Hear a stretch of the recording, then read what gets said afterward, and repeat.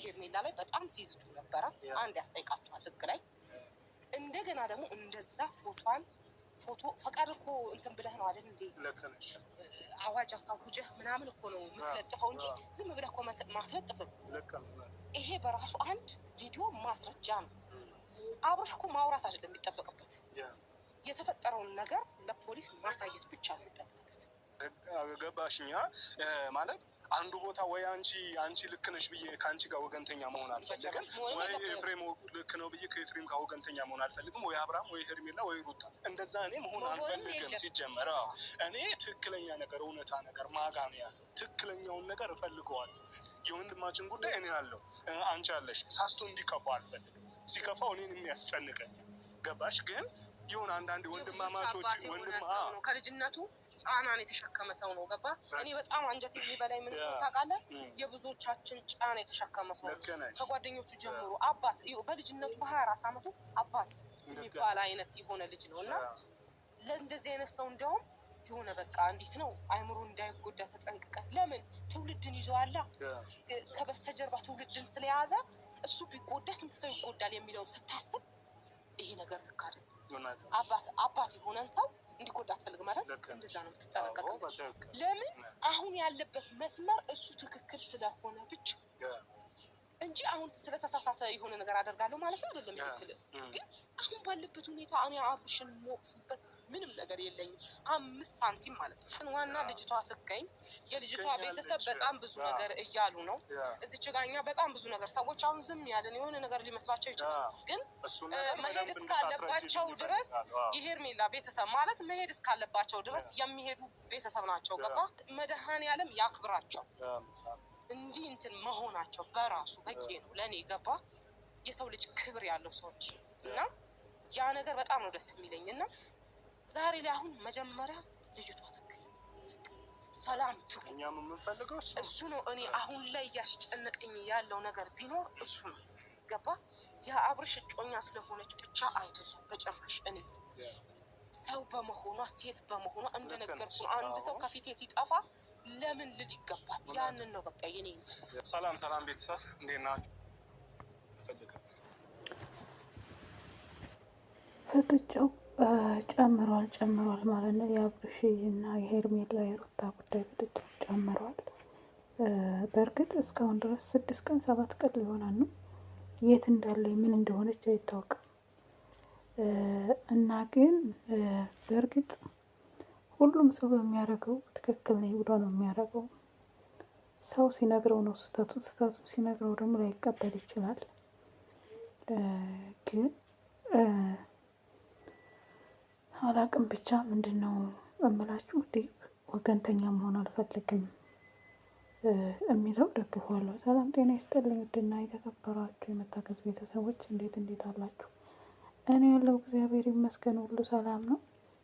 እናንተም ሰላማችሁ ይብዛ።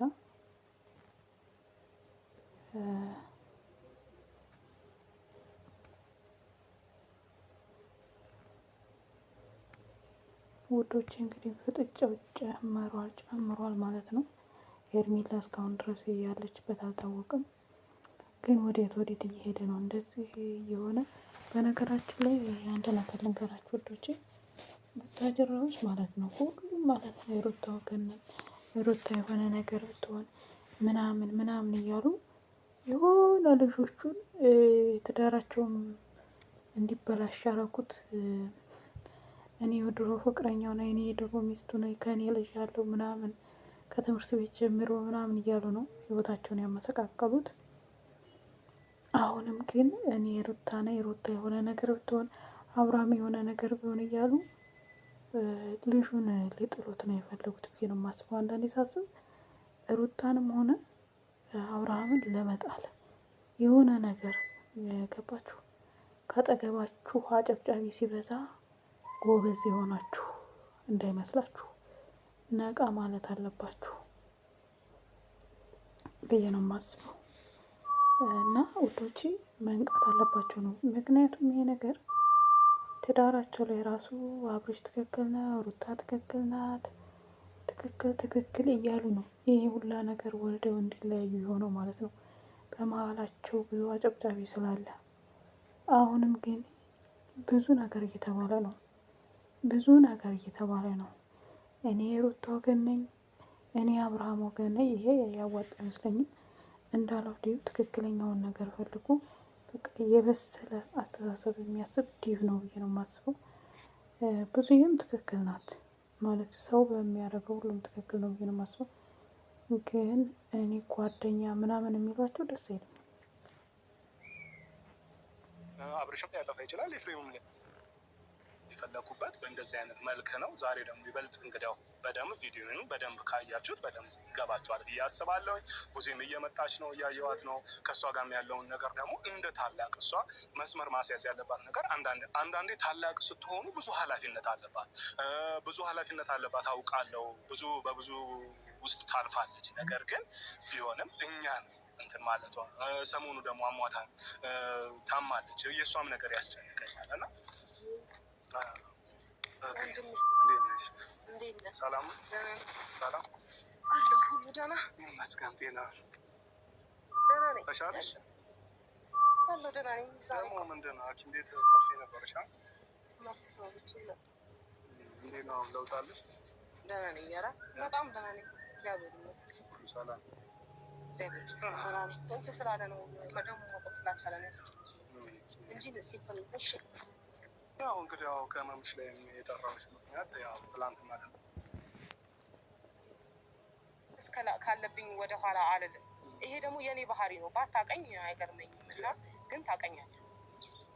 ስለዚህ ይሄ የኔ ባህሪ ነው። አሁን ወንድሜ ሁለቱም ወንድሜ ናቸው። ኤፍሬምም ወንድሜ ነው፣ አብርሽም ወንድሜ ነው። ግን ኤፍሬም ጥሩ እየሰራ አልነበረ በጭራሽ ማለት ነው።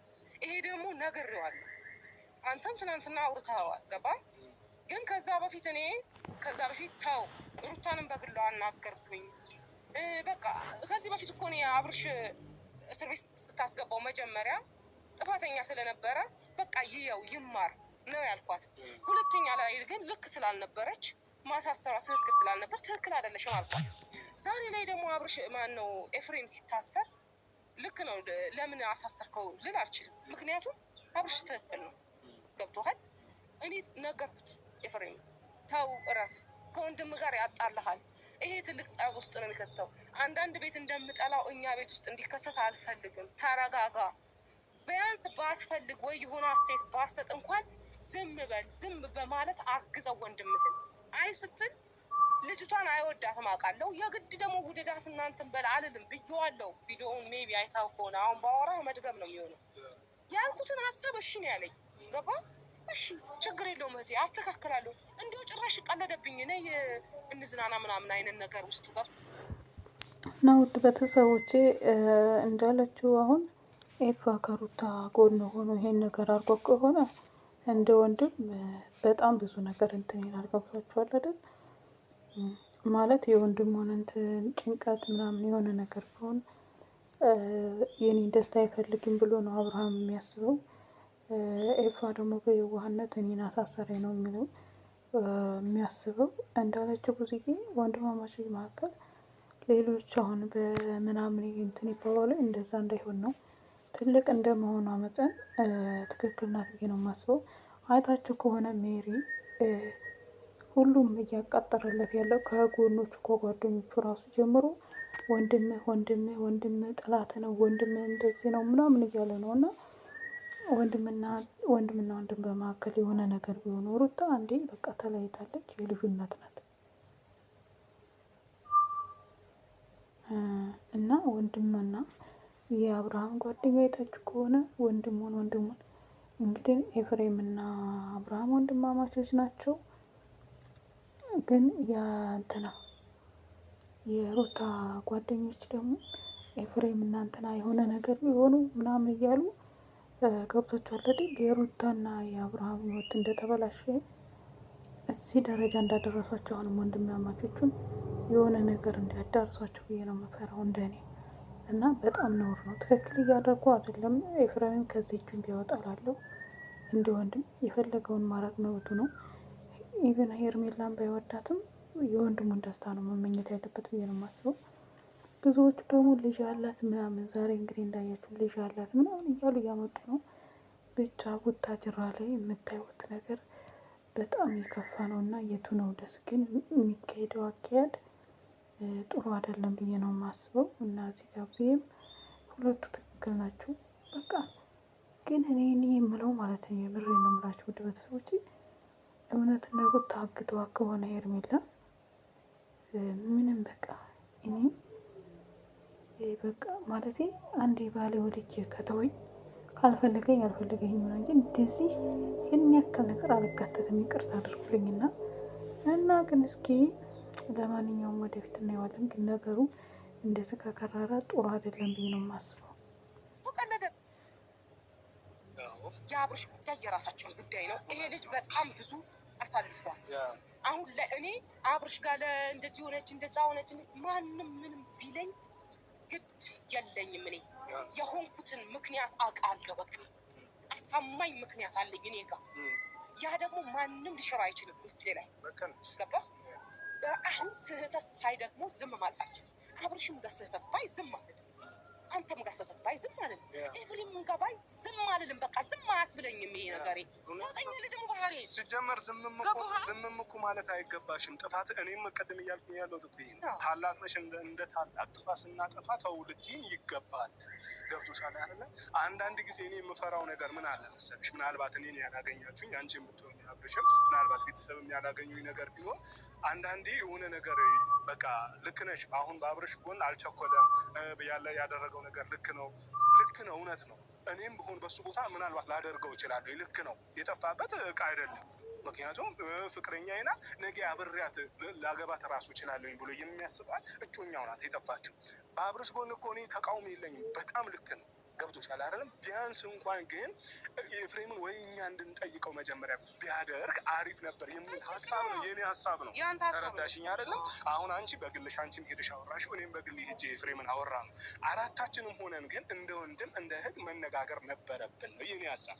አሁን ደግሞ ኤፍሬም አሁን እንግዲህ ይሄ ልጅ እስር ቤት ገባ፣ ዛሬም ሆነ ነገ ይወጣል እሱ ገብቶሻል አይደለም? ነገር ግን ወጥቶ ነገ ላይ ደግሞ አብርሽ ላይ የሆነ ነገር አይምሮ ላይ እንዲቀር ወይ ደግሞ ቂም እንዲይዝ አልፈልግም። ኤፍሬም እንደ ወንድም መያዝም የለበትም። ያንን